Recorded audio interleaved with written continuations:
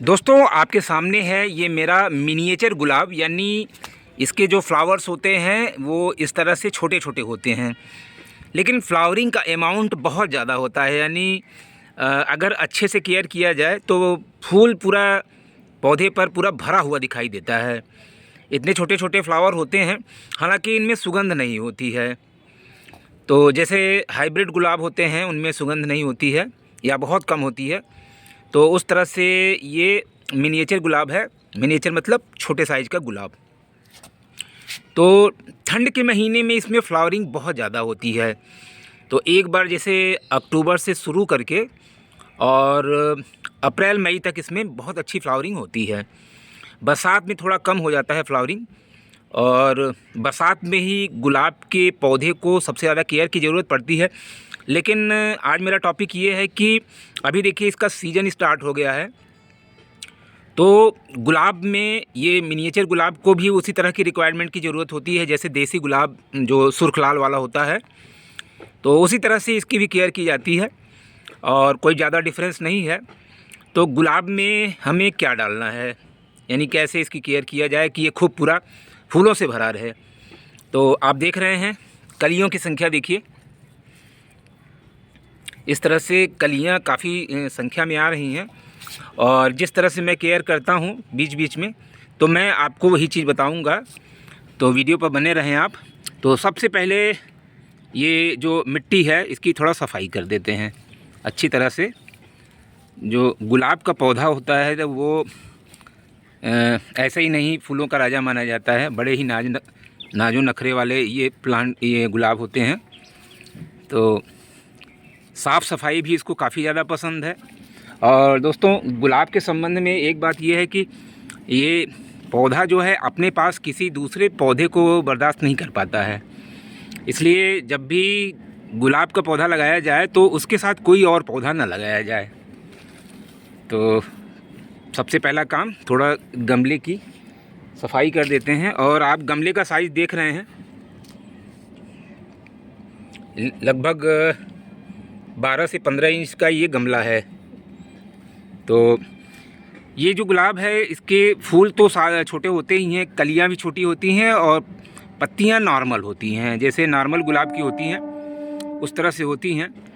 तो सबसे पहला काम हम ये करेंगे कि यानी गमले की जो सफाई है उसके करने के बाद ये जो पीली पत्तियां हैं, आजकल नवंबर का जो सीज़न है हल्की ठंड का, तो उसमें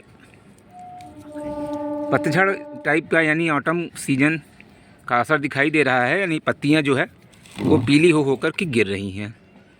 तो जो भी पत्ती इस तरह से पीली दिखाई पड़े तो इसको हटा देना चाहिए, क्योंकि गुलाब की एनर्जी अगर इनको बचाने में लग जाएगी तो फिर फ्लावरिंग कम हो पाएगी और ग्रोथ भी कम होगी। तो पत्तियां एक नेचुरल प्रोसेस के तहत पीली होती हैं और इनको बहुत ज़्यादा रोका भी नहीं जा सकता है।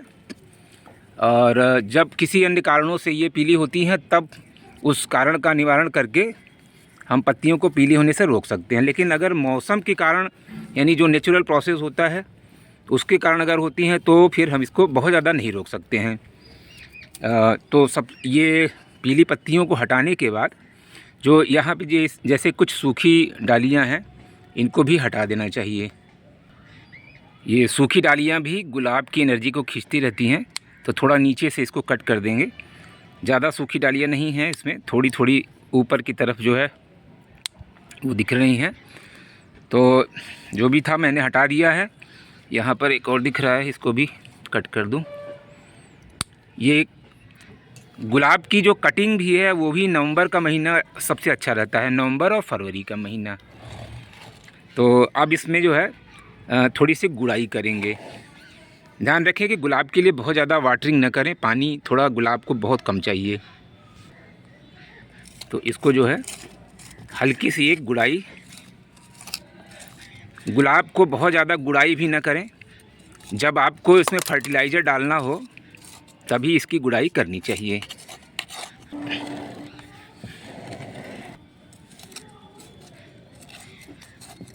इस तरह से गुड़ाई कर लें।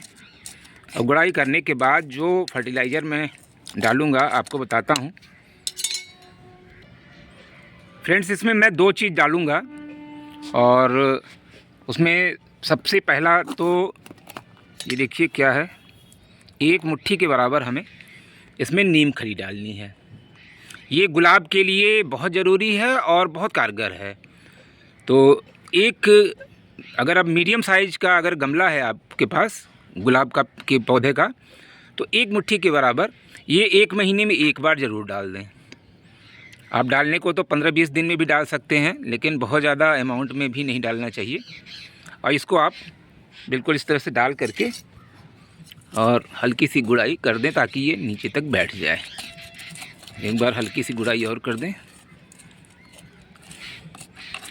तो ये एंटी फंगल और एंटी माइक्रोबियल दोनों होता है और एक तरह से पौधे के लिए फर्टिलाइज़र भी है। इसमें कई तरह के पोषक तत्व पाए जाते हैं। तो अब दूसरी चीज़ मैं आपको बताऊंगा, ये देखिए,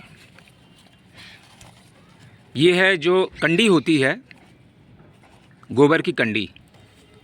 ये देखिए, ये है गोबर की उपली या कंडी या काऊ डंग जो केक होता है, वो भी आप कह सकते हैं। तो इसको हमें पाउडरी फॉर्म में कर लेना है, यानी किसी पत्थर से इसके टुकड़े करके और उसको अच्छी तरह से इस तरह से बिल्कुल फाइन बना देना है। इस तरह से ये देखिए।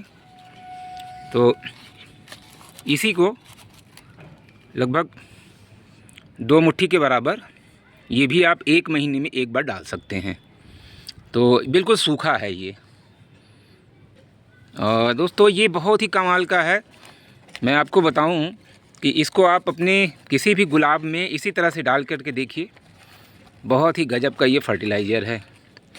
और इसमें गुलाब के लिए जो ज़रूरी नाइट्रोजन की ज़रूरत होती है तो वो इससे मिल जाती है। तो गोबर को कभी भी, जो ताज़ा गोबर होता है काऊ का या भैंस का, तो उसको नहीं डालना चाहिए। और अगर कंपोस्ट डाल रहे हैं तो वो भी कम से कम 1 साल पुराना होना चाहिए। और या ये कंडी जो है जब बना करके सुखा दी जाती है अच्छी तरह से, तो उसका बिल्कुल चूरा बना करके आप इसमें गुलाब में डाल दें। तो इस तरह से आपके गुलाब में खूब जम के फ्लावरिंग होगी। इस तरह से देखिए, अभी देखिए काफ़ी ज़्यादा संख्या में अब कलियाँ बनना शुरू हो गई हैं। तो फ्रेंड्स, ये वीडियो अगर आपको इन्फॉर्मेटिव लगा हो तो लाइक करें, शेयर करें, कमेंट करें और चैनल पे नए हो तो सब्सक्राइब भी कर सकते हैं। तो फ्रेंड्स, मिलते हैं एक बार फिर से अच्छे से वीडियो के साथ। तब तक के लिए हैप्पी गार्डनिंग।